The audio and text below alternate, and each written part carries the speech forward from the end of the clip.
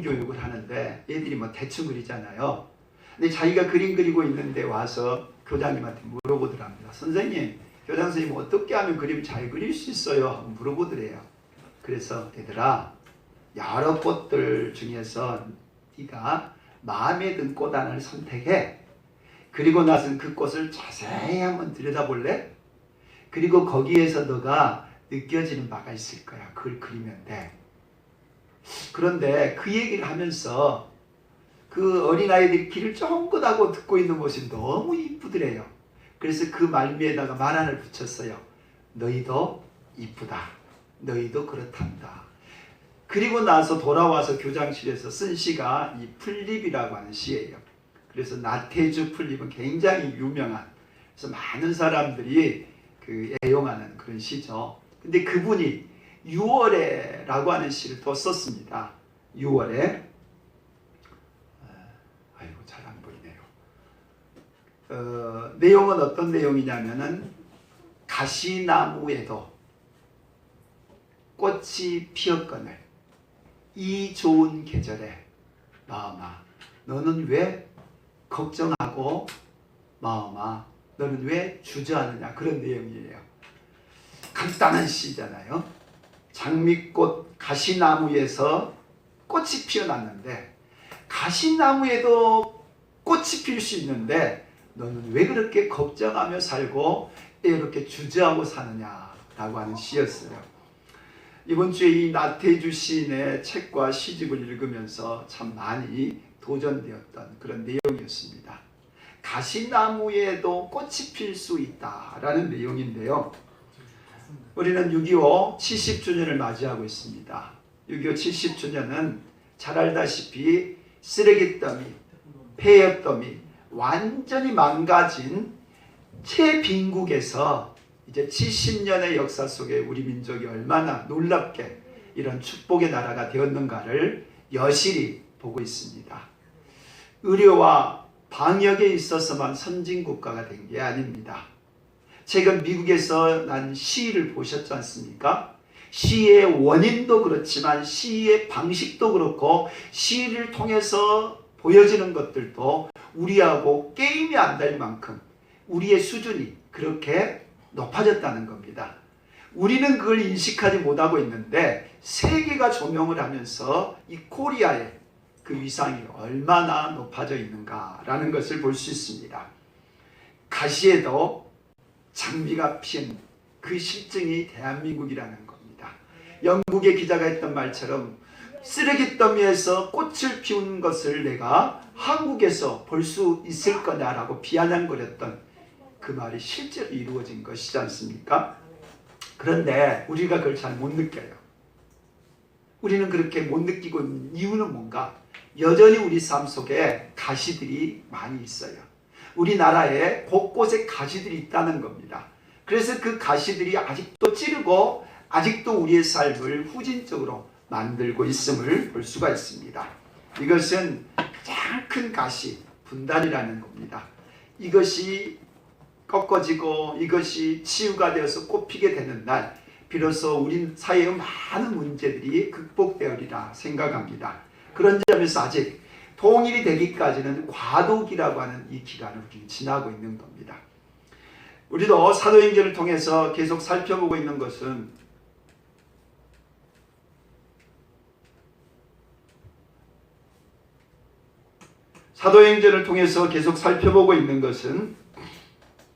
이 과도기를 보여주고 있습니다. 어떤 과도기인가 하면은 유대 중심의 기독교가 이방인으로 넘어가고 있는 이 과도기가 지금 우리가 보고 있는 9장 10장입니다. 예수님은 12제자를 유대인 중에 선정을 하셨죠. 그리고 예수님은 유대 지역에서는 사역을 하셨어요. 그러나 기독교가 유대교로만 머물러 버린다면, 유대 지역으로 머물러 버렸다면 어느 우리가 예수를 믿을 수가 없는 것입니다. 그래서 새로운 세계를 향해서 가야 하는데 바로 그 주역에 해당한 사람이 사도 바울이었어요. 근데 그 사도 바울이 지난 30절에서 고향 다소로 돌아갔다라고 하는 구절로 끝이 났습니다. 31절을 같이 보겠습니다. 그리하여 온 유대와 갈릴리와 사마리아 교회가 평안하여 든든히 서가고 주를 경외함과 성령의 위로로 진행하여 수가 더 많아지니라. 아멘. 이 사울이란 사람은 박해자였잖아요. 그리고 그 박해자였던 사울이 또 박해하러 다메섹에 가다가 회심을 했어요. 근데 회심을 하고 나서 얼마 되지 않아서 또 전도자가 되었어요. 이게 전도자가 되니까 이제 거꾸로 이제 박해를 받는 그런 상황이 되었잖아요. 그래서 이 사도 바울도 아직 미성숙했고 또 아직 이방인에 대한 선교의 때가 되지 않아서 보내게 된 거죠. 그래서 고향 다소로 돌아갔다. 그게 30절이에요. 그리고 나온 얘기가 그리하여란 말이 나옵니다. 사울이 일단락 된 다음에 그리하여 유다와 갈릴리아 사마리아 교회가 평안해졌다라는 얘기가 나옵니다. 꼭 그 약방의 감초처럼 중간중간에 유대, 사마리아 이런 지역이 나옵니다. 근데 왜 이게 등장을 하는가? 그냥 유대와 사마리아 교회가 평안했다라고 하는 것 알 수 있는 내용인데 중간에 딱 나온 다음에 새로운 사건으로 넘어가요. 다시 말하면 이 31절 내용은 뭔가 시사해 주는 바가 있다 이 뜻입니다. 이전의 내용과 이후의 내용이 달라지고 있음을 보여주려고 이 중간에 하나 딱 집어넣는 거예요. 유대와 갈릴리, 사마리아라고 하는 지역이 교회가 세워졌다는 거죠. 사도행전 1장 8절 잘 아시겠지만은 성령이 임하시면 너희가 예루살렘, 유대, 사마리아로 나옵니다. 갈릴리 지역이 안 나와요. 유대 다음에 사마리아고 그리고 땅끝인 이방으로 넘어갑니다. 이 갈릴리가 나오지가 않아요. 지도 보시면 알지만은 제일 밑에 뭐가 있어요? 유대가 있죠. 그리고 중간에가 사마리아가 있고 제일 위에가 갈릴리가 있어요. 그런데 바로 앞에 31절 기억하실지 모르겠지만 유대와 갈릴리 교회와 사마리아 교회의 순서가 그렇게 나와요. 그런데 지역적으로 본다면은 유대와 사마리아와 갈릴리와 이방 지역으로 순서가 되는 거예요. 그러니까 지리적인 위치와 신앙적이고 종교적인 위치가 달라요. 무슨 뜻인가 하면은 갈릴리 사람과 유대 사람들은 같은 유대인이에요. 그러니까 신앙적으로 별 차이가 없다는 겁니다. 그러니까 유대나 갈릴리나 지역적으로는 떨어 있지만은 신앙적으로는 하나예요. 근데 사마리아는 달라요. 사마리아는 지역적으로는 갈릴리보다 유대 쪽에 가까이 있음에도 불구하고 신앙적으로는 먼 족속이에요. 이 사마리아는 혼혈 족속이죠. 유대인과 이방 족속에 혼혈되어진 족속이 사마리아예요. 그러니까 신앙적으로 말하면은 유대인들과 이방인의 중간 지역이 사마리아라는 거예요. 근데 그 사마리아에 복음이 전해졌잖아요. 누구를 통해서요? 빌립을 통해서. 빌립이 전도를 했고 또 베드로와 요한이 와서 성령으로 안수하는 그런 일이 벌어져서 사마리아 교회가 세워진 거예요. 그렇다면은 이제 유대인 중심의 기독교가 이방인 세계를 향해서 가고 있다라는 걸 보여주려고 하는 거예요. 그리고 그 중간에 사마리아가 있다라는 것을 배치해 두고 있다 이 말입니다. 그리고 이 지역에 베드로가 등장합니다. 베드로 32절 같이 보겠습니다. 그때 베드로가 사방으로 두루다니다가 루다에 사는 성도들에게 내려갔더니 아멘. 어디 지역에 갔다고요? 루다. 지역에서 보시면 알지만은 사마리아와 예루살렘의 약간 중간에 있는 위치, 그게 루다입니다. 그러니까 빌립이 사마리아 교회를 세웠잖아요. 그리고 그 사마리아 교회에 예루살렘으로부터 두 사람이 파송돼 가지고 안수를 해준 거죠. 그게 바로 베드로 목사님과 요한 목사님이셨습니다. 요한은 먼저 돌아간 모양이에요. 그리고 이제 베드로는 예루살렘을 향해서 가는 도중에 여러 교회를 지금 방문하다가 간 곳이 루다라고 하는 지역이었습니다. 근데 그 루다라고 하는 지역에서 사건 하나가 생깁니다. 바로 애니아라고 하는 한 여성 제자가 등장하는데요. 34절에 베드로가 이르되 애니아야 예수 그리스도께서 너를 낫게 하시니 일어나 제자리를 정돈하라 한데 곧 일어나니. 아멘. 애니아라고 하는 여성 제자가 여성이 있었습니다. 그런데 8년 동안 중풍병으로 침대에 누워있다, 그렇게 나와 있어요. 우리 교회도 이 중풍병에 걸린 형제가 있는데 그냥 걸어다니는 정도가 아니라 전혀 못 걸어다니는 전신불수로 중풍병이 왔다는 겁니다. 그래서 8년 동안 침대에 누워있었다. 근데 예수를 믿게 된 성도입니다. 근데 그 애니아라고 하는 성도가 이 루따라는 지역에서 여러 성도의 사랑을 받았던 모양입니다. 그래서 이 루따의 병을 고쳐달라고 이제 베드로에게 요청을 한 거죠. 그래서 베드로가 애니아야, 예수 그리스도께서 너를 낫게 하시니 일어나 내 자리를 정돈하라 한데 어떻게 됐다고요? 곧 일어났대요. 곧 일어났대요. 할렐루야. 아멘. 이게 성경의 기적이고 예수의 능력이에요. 믿음이 있는 자에게, 믿음으로 구한 자에게 믿음의 증거가 있는 줄 믿습니다. 아멘. 베드로는 안진병을 일으킨 적이 있었잖아요. 그래서 그 사람에게 믿음이 있는 게 보인 거예요. 예수님이 말씀하시면 일어날 수 있겠다는 믿음이 보인 거예요. 그래서 애니아야 일어나라 하자 애니아가 고침을 받은 사건이 벌어진 거예요. 그러니 어떻게 되겠어요? 온 동네에 소문이 퍼지겠죠. 소문이 퍼져서 35절 같이 보겠습니다. 루따와 샤론에 사는 사람들이 다 그를 보고 주께로 돌아오니라. 아멘. 루따와 샤론이라고 하는 지역까지 소문이 퍼졌다는 거예요. 그러니까 불치병 하나가 고쳐졌던 것 때문에 많은 사람들에게 이 복음이 증거되는 일이 벌어진 거예요. 한 사람이 애니아가 고침을 받음을 통해서 애니아뿐만 아니라 애니아 주변에 있는 루따 사람들, 루따란 지역뿐만 아니라 나중에 샤론 지역까지 퍼지게 되었다라는 겁니다.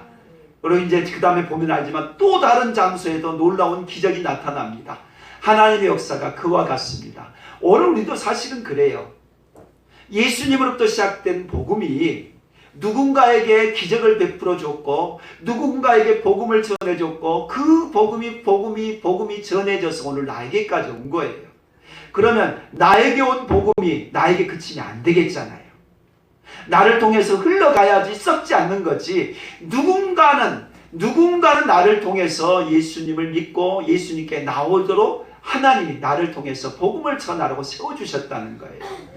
루따와 사론에 사는 사람들도 예수님께 돌아오는 역사가 있게 되었다라는 겁니다. 오늘도 우리들에게 이런 기적과 같은 일이 나타날 수 있기를 축복합니다. 믿는 자에게 이루어지는 거예요. 믿음으로 구하는 자에게 이루어지는 거예요. 하나님이 우리들에게 믿음에 응답해 주시는 은혜가 기적이 나타나기를 축복합니다. 아멘. 저는 어제 주빌리 기도회 800회차가 있었습니다. 사랑의 교회 새벽 기도와 함께 진행된 것이었습니다. 2020년 6월 6일 날 현충일에 전국에 있는 이 주빌리 기도를 하는 분들이 모여서 본래 기도 큰 모임이라는 걸 합니다. 근데 이번에는 본래 6월 25일부터 한 주간 임진각에서 20만 명, 연인원 20만 명 정도가 동원되어진 CCC를 중심으로 한 이 경기 북부권에 이 기독교인들이 모여서 6.25 70주년을 기도회 성회를 하려고 계획을 세웠습니다. 근데 대학생들이 지금 문제가 되어져 있고 코로나로 인해서 모임이 취소된 겁니다. 그리고 6월 20일 하루만 모임을 하게 된 겁니다. 그러다 보니까 본래 6월 6일 큰 모임을 하려고 했었던 주빌리도 이 모임이 취소되어지니까 갑자기 이제 계획되어진 게 사랑의 교회에서 하는 새벽기도 특세와 함께 진행을 하게 된 것입니다. 매주마다 사랑의 교회에서는 기도회를 하니까 800회, 2011년에 시작해서 만 10년이 되어져 가고 있습니다. 근데 이제 오정현 목사님 나오셔서 이런 얘기를 하더라고요.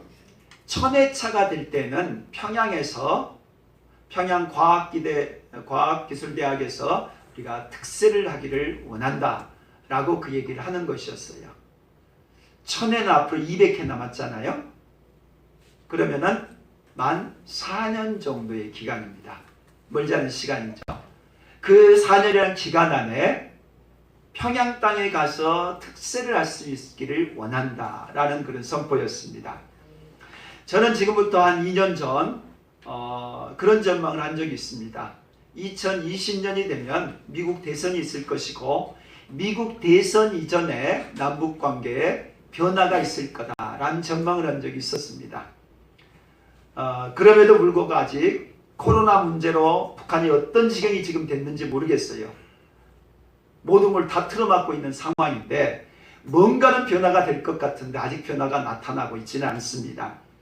여전히 우리가 기도하는 것은 하나님이 이 민족 가운데도 놀라운 그런 이 통일의 물꼬를 열어주신 날이 올 것이며 또한 우리들에게도 가시나무에서 꽃피는 것 같은 기도의 응답이 있을 줄로 믿습니다. 아멘. 자, 36절입니다. 욥바에 다비다라 하는 여제자가 있으니 그 이름을 번역하면 도르가라. 선행과 구제하는 일이 심히 많더니. 아멘. 지도 보시면 알지만 지금 베드로가 어디를 내려갔다고 그랬죠? 루다라는 것을 내려갔다고 그랬어요. 본래는 예루살렘 향해서 오려고 하다가 루다를 방문했는데 본의 아니게 루다에서 애니아를 고치게 되면서 소문이 어디까지 퍼지게 된 거예요? 욥바라고 하는 것까지 퍼지게 된 겁니다. 근데 욥바는 항구 도시예요. 그리고 그 항구 도시 안에서 다비다라고 하는 여제자가 죽게 되는 사건이 벌어집니다. 근데 여제자라고 표현을 하고 있어요. 예수님 주변에도 여자 성도들이 많이 공개를 했고 그들의 이름이 등장을 하고 있어요. 그 중에는 막달라 마리아와 같은 대표적인 여성 제자도 있었어요. 그러나 여성 제자라는 이름을 쓴 적이 없어요. 또 초대교회 안에도 막달라 예수님의 어머니 마리아와 여자 제자들이 많이 있었지만 여자 제자라는 명칭을 쓴 적이 없어요. 근데 최초로 이 다비다를 향해서 여제자다 그렇게 쓰고 있어요. 그만큼 그는 이 욥바라는 지역에서 신망을 받는 사람이었고 영향력 있는 제자였음을 보여줍니다. 여제자라고 이름했었던 이 다비다가 선행과 구제하는 일이 심히 많았답니다. 선행과 구제는 공짜 입으로 할 수 있는 게 아니지 않습니까? 선행 착한 일을 하고 구제 도와주기 위해서는 뭔가 재정적으로 풍부했다라고 하는 거죠. 그러니까 이 다비다는 신앙적으로도 출중했었고 그래서 그 지역 안에 많은 사람들이 신망하는 그래서 나중에 이 사람이 병이 고쳐진 다음에 욥바에 많은 사람이 돌아왔다는 얘기가 나옵니다. 그러니까 인정받는 사람이었을 뿐만 아니라 사업가로도 성공했던 사람임을 알 수 있습니다. 그걸 알 수 있는 것이 39절에 보게 되면 그들과 함께 있을 때 지은 속옷과 겉옷을 다 내어 보이거늘 그러니까 이 다비다가 속옷과 겉옷을 지으면서 그걸 가지고서 이렇게 많은 사람을 공개했었다. 요즘으로 말하면 옷가게, 크게 말하면 패션 가게 그리고 의류 공장 사장과 같은 그런 일을 했던 사람이라는 거죠. 그러니까 옷을 통해서 돈을 벌어들이고 그 돈을 벌어들인 걸 가지고 구제하고 선한 일을 많이 했더라라고 하는 것입니다. 돈을 버는 목적이 뭡니까? 왜 돈을 벌려고 그래요? 먹고 살기 위해서요? 여행하기 위해서요? 그런데 이 도르가는 선행과 구제하는 일을 위해서 돈을 벌었다는 겁니다. 그리고 그 돈을 벌었던 걸 가지고 많은 사람을 돕는 일에 썼다는 거죠. 돈을 버는 목적이 주님의 영광을 위해서 돈을 벌 수 있기를 축복합니다. 그래서 주를 위해서 쓸 때 그렇게 흘러갈 때 그건 정말 선한 도구가 될 수 있는 것입니다. 그렇지만 돈을 아무리 벌어도 어떻게 됩니까? 병들어 죽게 되었답니다. 부자도 죽습니다. 권력자도 유명한 사람도 아니 젊은이도 죽어요. 다 죽어요. 병들어 죽게 되었대요. 그리고 시체를 씻어서 타락에 누이게 되었답니다. 얼마나 안타까운 일이겠어요. 정말 존경받고 신망받고 독행이 있었던 여성인데 여성 사업가로 성공해서 교회 안에도 동망받는 그런 여성 제자였는데 죽었다는 거예요. 죽어서 할 수 없이 그를 씻어서 타락에 누워놨답니다. 이스라엘은 본래 죽으면 그날 장사를 해요. 날씨가 따뜻하기 때문에 금방 부패를 합니다. 그래서 금방 장사를 하는 사람들이 씻어서 다락방에 뉘어놓았다는 건 뭐예요? 장사 지낼 생각이 없다 이 말이잖아요. 그래서 그들이 어떻게 합니까? 38절을 보면은 눕다가 요바에서 가까운지라 제자들이 베드로가 거기 있음을 듣고 두 사람을 보내어 지체 만들 와달라 간청하여. 아멘. 요바와 눕다가 가까운 것입니다. 눕다 있는 사람도 소문이 퍼진 거죠. 애니아라고 하는 성도가 8년 동안 중풍병으로 있었는데 베드로의 말 한마디에 일어났다라는 소문이 퍼진 겁니다. 그래. 베드로가 가까이 있으니, 베드로 사도가 가까이 있으니 당장 베드로를 모시러 오자 하면서 2명을 보냈다는 겁니다. 그래서 그 2명이 가서 읍소로 한 거예요. 간청했대요. 간절히 요청을 했다는 겁니다. 그 얘기는 뭡니까? 나도 되고 나지 않아도 된다는 것이 아니죠. 와도 되고 오지 않아도 되는 게 아니라는 겁니다. 그냥 기도해도 되고 기도하지 않아도 되고 하는 뜻이 아니라는 거예요. 간청하다가 와달라고 간청했다는 건 뭐예요? 신신뿌리 땅콩처럼 와서 한번 해주고 안 되면 그만이고 그 얘기 아니잖아요.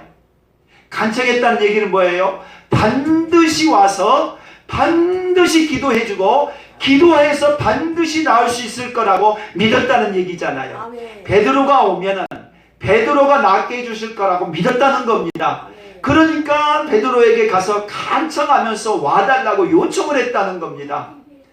그렇게 간청을 하니 베드로도 거절할 수 없었겠죠. 그래서 베드로가 따라갑니다. 2 사람을 따라갑니다. 따라서 가니까 다락방이 있었고 다락방에 올라가게 됩니다. 그런데 그 다락방에 올라가니까 많은 과부들, 모든 과부들이 곁에 서서 울고 있었다라고 나옵니다. 왜 과부일까요? 왜 과부들이 울고 있었다 그렇게 나오는 거예요? 과부들을 많이 도와줬다는 거죠. 그가 벌었던 재산을 가지고 그의 많은 소유를 가지고 어려웠던 사람들, 그 당시 때 과부들은 살아갈 수가 없는 사람들이잖아요. 지금처럼 알바를 할 수가 없어요. 일할 수가 없어요. 살아갈 수가 없는 환경이에요. 그러니까 과부들을 많이 도운 거예요. 그러니까 과부들 입장에서는 자기의 생명줄이 끊어진 거 아니겠어요? 그래 얼마나 애통하면서 얼마나 울고 그 곁에서 이 죽음을 애도했겠냐라고 하는 겁니다. 여러분의 일생을 평가하는 것은 죽음 이후에 어떤 사람들이 애도하느냐에 관계 있어요. 내가 죽는 그 순간에 잘 죽었다. 그 사람 잘 죽었어. 그렇게 말을 들을 것인지 정말 그 사람 죽으면 안 된 사람인데 정말 그 사람 안타까운 사람인데 하고 애통하는 사람이 있는 거지에 따라서 평가되는 거예요. 이 다비다는 많은 사람들이 애도를 했다는 거예요. 너무나 아까운 죽음이라는 겁니다. 죽어서는 안 될 사람이 죽었다는 거죠. 그래서 과부들이 울면서 그 옷을 이 베드로에게 요청을 하고 있는 걸 볼 수 있습니다. 베드로가 39절입니다. 베드로가 사람을 다 내보내고 무릎을 꿇고 기도했더라. 아멘. 다 내보냈대요. 왜요? 구경꾼들이고 방해꾼들이어서 그렇습니다. 하나님 앞에 기도할 때 하나님 앞에 기도하기 위해서 다 내보내고 사람들과 관계 끊고 홀로 기도를 했다는 겁니다. 특별히 무릎을 꿇고 기도를 했대요. 무릎을 꿇고 기도했다라고 하는 것은 성경 안에서 여러 군데 나옵니다. 엘리야가 무릎을 꿇고 기도할 때 3년 동안 내리지 않는 비가 내렸다라는 기사가 나옵니다. 예수님도 무릎을 꿇고 기도할 때 땀방울이 핏방울이 되면서 그 영적 전쟁을 이겼다라는 대목이 나옵니다. 무릎을 꿇었다 이 말은 간절하는 것도 있지만 하나님께 항복을 한다는 의미도 있습니다. 무릎을 꿇고 기도를 한 거예요. 베드로가 다 내보내고 무릎을 꿇고 오직 하나님만 바라보며 기도를 했어요.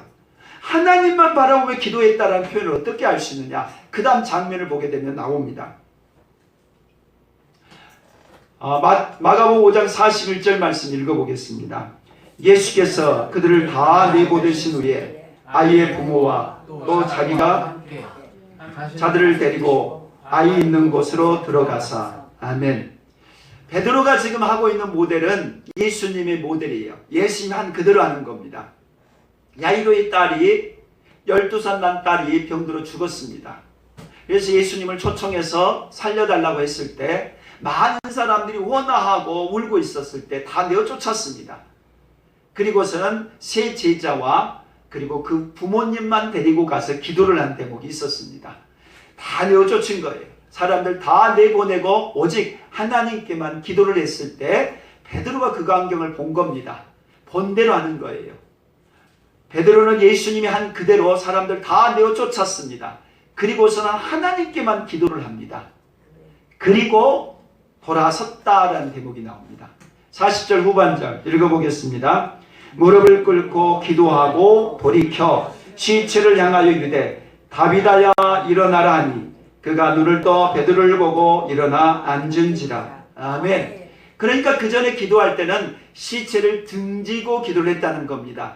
벽을 향해서 기도를 했다는 거죠. 하나님만을 향해서 기도했다는 겁니다. 사람들 내보내고 오직 하나님만을 향해서 기도를 했다는 거죠. 그리고 그 기도가 끝난 다음에 돌이켜서 다비다를 향해서, 시체인 다비다를 향해서 소리를 친 거죠. 다비다야 일어나라.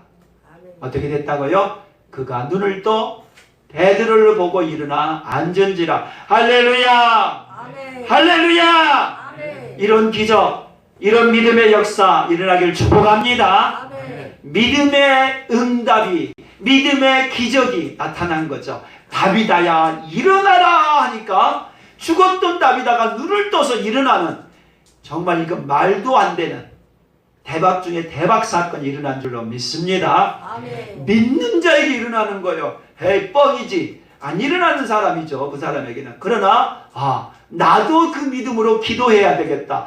나도 이 다비다에게 일어난 기적, 베드로에게 일어난 기적대로 기도해야 되겠다. 믿는 자에게 일어날 줄로 믿습니다. 아멘. 그러자 42절 다 함께 읽어보겠습니다. 온 요파 사람이 알고 많은 사람이 주를 믿더라. 아멘. 온 요파 사람들이 알았답니다. 그것은 다비다가 그만큼 유명하고 지명도가 있었던 사람이다 라는 뜻도 되겠지만, 또 하나는 다비다에게 일어난 사건, 죽은 자가 살아난 이 사건이 쇼킹한 것이죠. 엄청난 사건이었어요. 그래서 온 요파에 알려지게 되었다라고 말합니다. 하나님은 이 요파에 하나님의 놀라운 기적을 베풀어서 요파로 끝나는 것이 아니었습니다. 이 요파의 기적은 다음 장에 나오는 가이사라, 그로부터 저 북쪽 지역에 있는 가이사라의 고넬료에까지 연결되어지는 겁니다.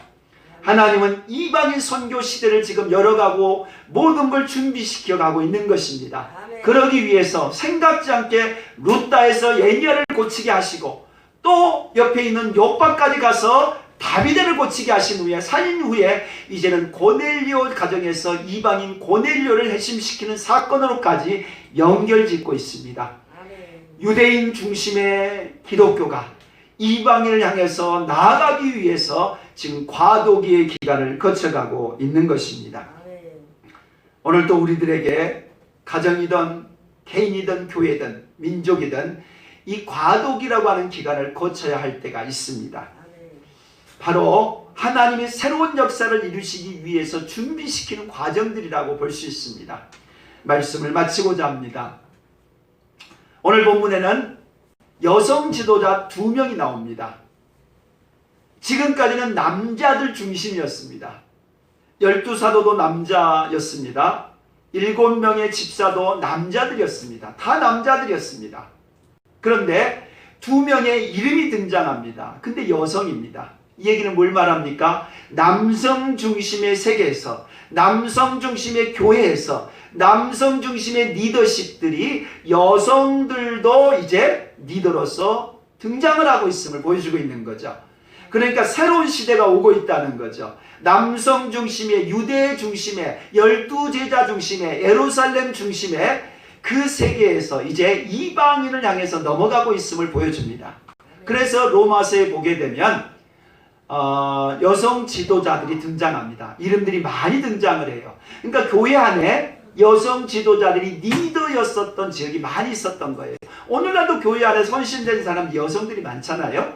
그런 것처럼 지금 역사가, 기독교 역사가 바뀌어지고 있음을 보여줍니다. 또 하나는 사마리아 지역이 등장을 합니다. 사마리아. 그것은 이 예루살렘 중심에서 이방인 중심으로 넘어가기 위해서 사마리아 지역이 등장하고 있음을 볼 수 있습니다. 하나님은 가시나무에서 장미꽃을 피운다 하셨습니다. 우리 민족 역사가 그걸 증거해 주고 있습니다. 오늘도 가시 같은 인생 속에서 장미꽃 같은 인생이 될 수 있다는 거죠. 우리 주님을 믿는 믿음의 사람을 통해서 애니야가 살아나고 다비다가 살아난 것처럼 우리들에게도 그러한 기적과 믿음의 증거 있기를 축복합니다. 아멘.